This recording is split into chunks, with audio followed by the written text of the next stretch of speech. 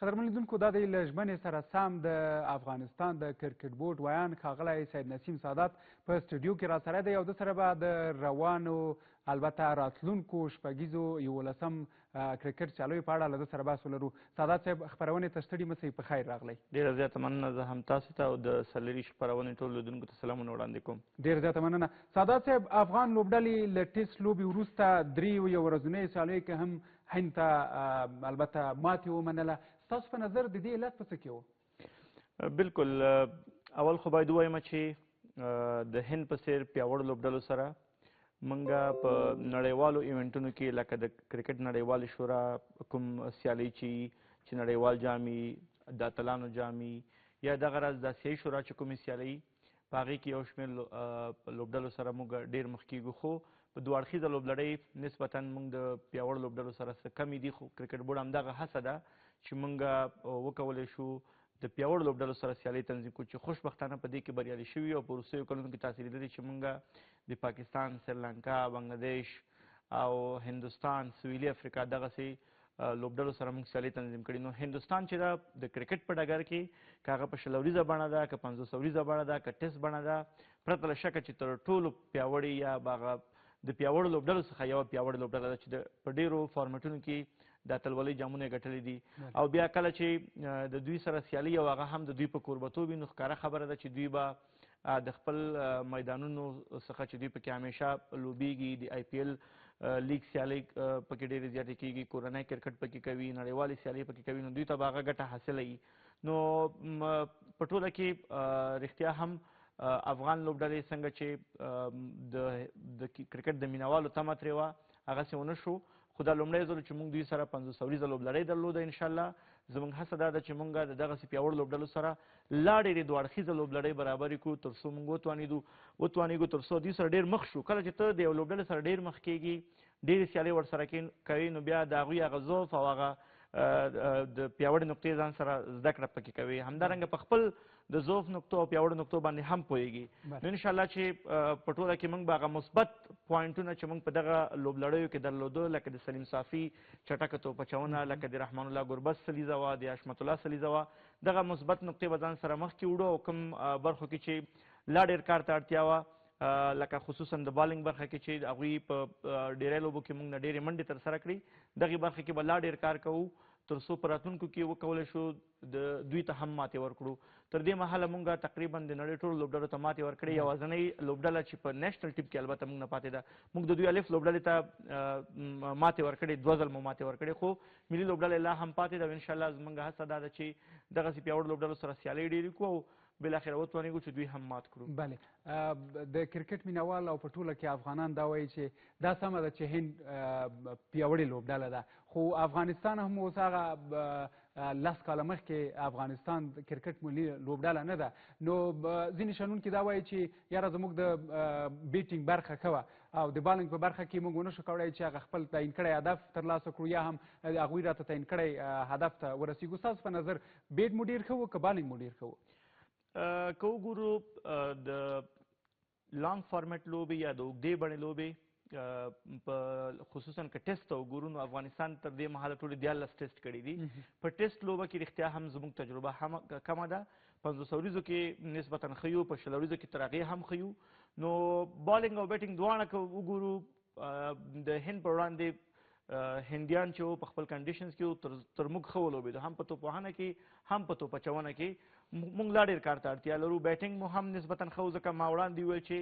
د رحمان الله ګربز هغه چټکه سلیزه وه، نه تنها چې سلیزه یې ترسره کړه بلکې په ډېرو کمو بالونو، په 48 بالونو یې سلیزه ترسره کړه. دغسې د حشمت شهیدي سلیزه، د رحمت شاه منډې په ټیسټ کې په بالینګ کې یوازې سلیم صافی و چې نسبتا ډېر بریالی و. موږ په ټولو برخو کې کار کوو چې موږ لوبډله لا ډېره پیاوړې شي او دغسې د پیاوړو لوبډلو په وړاندې په مهمو سیالیو کې ښه کارکردګي وکړي. بله، د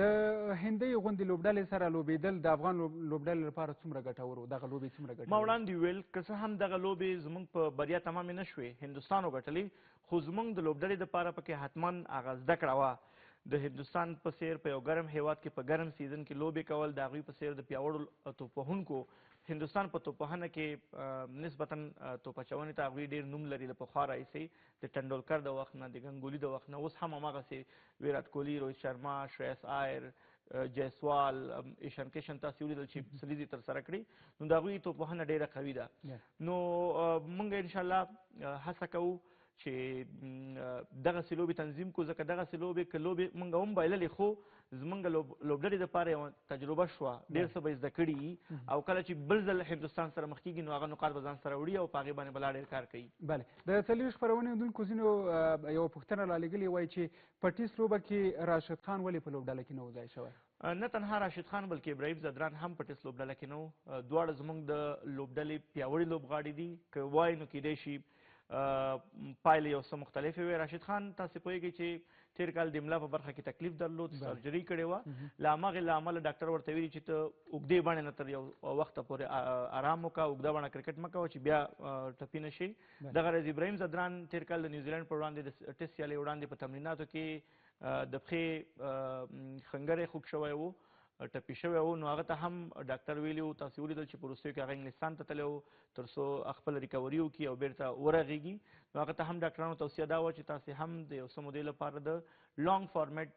نه ځان لرې وساتئ هماغه و چې دواړه په لوبډله کې نه و. بله ډېره زیاته مننه. را به سو د شپږیزې 11 پړاو سیالیو ته که په اړه یې لیدونکو ته معلومات ورکړئ چې دغه لوبې کله او چیرته ترسره کیږي. د شپږیزې 11 پړاو چې دا د افغانستان د کورني کرکټ ډېرې مهمې سیالۍ دي موږ ته همیشه ځوان استعدادونه راپېژندلي دي له همدې ځایه ځوانان پورته شوي دي په الف لوبډله کې چې موږ ورته افغان ابدالیان لوبډله وایو دغه راز په ملي لوبډله کې ځای ځان ته پیدا کړی دی نو د 11 پړاو دی او دا ځل په یو څه تفاوت سره له کابله د لومړي ځل لپاره دغه سیالۍ بهر ترسره کیږي او په خوست ولایت کې ترسره کیږي. د کرکټ د مینوالو دا غوښتنه وه موږ الحمدلله اوس په هر زون کې د کرکټ ګڼ شمېر مینوال لرو که په شمال زون کې وګورو تاسو کندوز کې زموږ سیالۍ تعقیب کړي چې په زرهاو مینوال دي که په بوس زون کې وګورو که په سپینغر زون کې وګورو که په میسانک زون کې وګورو نو دا ځل زمونږ یو کاري کمیټه هم ورته وټاکله هغوی ننګرهار ته هم لاړه هلته یو سفر وکړو تر څو وګوري چې چېرته ښه زمینه مسایلې شي دغه راز خوست ته هم لاړه ځکه شپږیزه د نسبتا د نورو کورنیو ایونټونو نه هغه اړتیاوې زیاتې دي لوجستیکي موارد شو د پروډکشن موارد شو نو بالاخره بیا پرېکړه وشو چې دا ځل په خوست کې ترسره کوو. خوست کې هم ډېر ښکلی میدان لرو په وروستیو کې پکې پرمختیایي کارونه هم شوي دي مخکې د 8 زره نندارچیانو دپاره ځای و په وروستیو کې یو پروژه پکې پلې شوه اوس پکې 15 زره نندارچیان ځایېدلی شي دغه راز میلمستون لري ستر اکاډمۍ لري نو دغه اسانتیاوو ته په لیدلو باندې دا ځل د کرکټ د مینوالو په غوښتنه باندې موږ دا سیالۍ خوست ته انتقال کړي البته د جولای په لومړۍ نیټه باندې پیلیږي او د جولای تر 14مې نیټې پورې به دوام وکړي. بله ډېره زیاته مننه. د شپږیزې 11 پړاو سیالیو کې څو لوبډلې ځای شوي دي او همدارنګه دا راته وایي چې لوبډلمشران یې څوک دي ټول د ملي ټیم لوبغاړي دي او که نه نور لوبغاړي هم پکې شته؟ په ټوله کې د تېر په څېر بیا هم په دغه سیالیو کې 15 لوبډلې لوبېږي چې هر لوبډله د یو زون نمایندګي کوي چې په هغې کې بند امیر زون لوبډله چې د مرکزي زون لوبډله ده سپینغر زون میساینک زون امو زون او بوس زون دغه لوبډلې دي او لوبډلمشران هم ټول د ملي لوبډلو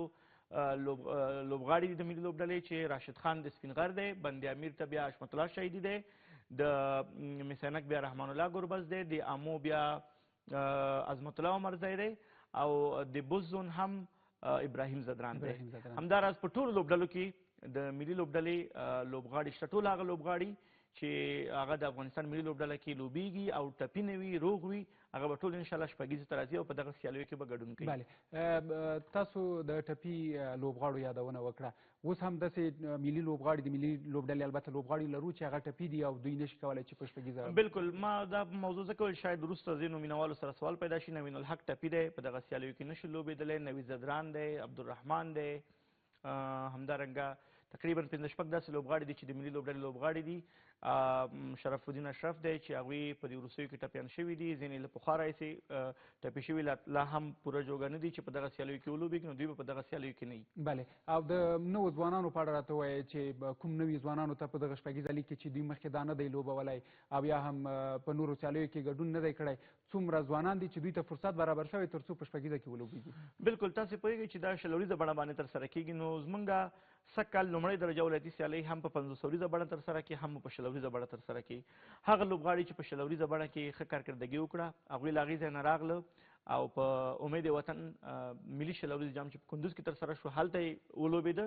بیا هلته چې چا کارکردګي وکړه هغې نه بیا شپږیزې ته لاره پیدا کړې نو په ټوله کې 23 ځوان لوبغاړي دي چې په دغه شپږیزه کې لوبېږي چې د دغه 23 ځوانو لوبغاړو له جملې د هغه لوبغاړي دي چې په ملي شلوريز جام کې کارکردګي کړې وه 12 بیا پکې داسې لوبغاړي دي چې هغوی د لومړي ځل لپاره په شپږیزه کې لوبېږي یعنې دا هغه لوبغاړي دي چې په دغه یو کال کې خپل زحمت وباسه د کلب لیول او ولایتي سیالیو نه راپورته شو د کال په جریان کې په ټولو ایونټونو کې په پرله پسې ډول کارکردګي وکړه او بالاخره د خپلو زحماتو ثمره یې ترلاسه کړه او دغه دی اوس په شپږیزه کې د ملي لوبډلې د سترو او مشهورو څېرو سره ګډ لوبېږي. بله په دغه شپږیزه لیګ کې دا د نوي ځوانان به لوبېږي نوي ځوانان به لوبې ترسره کوي آیا د دوی ته د دې چانس برابرېږي چې مثلا که دوی دلته ښه کارکردګي کوي چې دوی الف لوبډلې ته لاره پیدا کړي افغان ابدالیانو ته یا هم ملي ټیم ته لاره پیدا کړي؟ ډېره مهمه پوښتنه مو وکړه. مونږ هر کال هغه لوبغاړي چې په شپږیزه کې ځلیږي نو فرصت ته په لیدلو باندې هغوی ته په الف لوبډله کې یا ځای ورکوو یا د ملي لوبډلې کیمپ ته یې ورکوو او کله چې اړتیا پیدا شي عین ملي لوبډلې ته هم لاره پیدا کوي چې یو ډېر ژوندی مثال یې درکړم په دې وروستیو کې زموږ د افغان ابدالیان یا الف لوبډلې سیالۍ وي چې په دې کې خالد تڼیوال سلیکټ شوی و حسن عیسی خیل و نور الرحمن و فرمان الله صافی و دا ټول هغه لوبغاړي دي چې په شپږیزه کې او په نورو کورنیو سیالیو کې ښه کارکردګي کړې وه او له هغې ځای نه الف لوبډلې ته راغله نو انشاءالله هیله ده دا هغه لوبغاړي چې تېره شپږیزه کې کارکردګي کړې وه اوس الف لوبډله کې نو هیله ده چې دغه شپږیزه کې هم ځوانان راپورته شي ښه کارکردګي وکړي او انشاءالله چې دوی ته به هم فرصت برابر شي تر څو الف لوبډلې ته او د ملي لوبډلې کمپونو ته لاره پیدا کړي. بله ډېره زیاته مننه کور مو ودان خدای مو خوشحاله راځئ چې په وروستیو کې دا راته ووایئ چې افغان ملي لوبډله راتلونکي کې له چا سره لوبې لري او کوم فرصتونه ورته برابر شي؟ بالکل افغان لوبډله انشاءالله مونږ په دغه سږ کال د کال تر پایه پورې مهمې نړیوالې سیالۍ لرو چې په هغې کې د بنګلادیش سره 2 ټیسټ سیالۍ دي دغه راز د آیرلینډ سره 15 ورځنۍ سیالۍ دي دغه راز هندوستان سره یو بله لوبلړۍ هم لرو چې هغه شل ورځې سیالۍ دي 3 لوبې دي او هغې کې به افغان لوبډله د هغوی کوربتوب کوي دغه راز کوشش کوو سریلانکا سره زموږ لوبې ځنډېدلې وي د هغې دپاره هم کوشش روان دی د کال په پای کې افغانستان غوره لیګ یا APL لپاره هم کافي چمتووالی روان دی دغه راز د زیمبابوې سره هم د کال په پای او د نوي کال په پیل کې سیالۍ لرو چې پکې ټیسټ یو ورځنۍ او شل ورځې 3 واړه فارمټه لوبې شاملې دي نو په ټوله کې انشاءالله یو مصروفه کال لرو که د کورني کرکټ مهالویش وګورو که د نړیوال کرکټ مهالویش وګورو نو سیالۍ روانې دي او تر کال پایه پورې به انشاءالله د کرکټ مینوالو هغه تنده خړوبه شي. ډېره زیاته مننه قدرمن سادات صاحب چې زموږ بلنه مو منله او سټوډیو ته مو تشریف تاسو نه هم مننه ډېره زیاته مننه.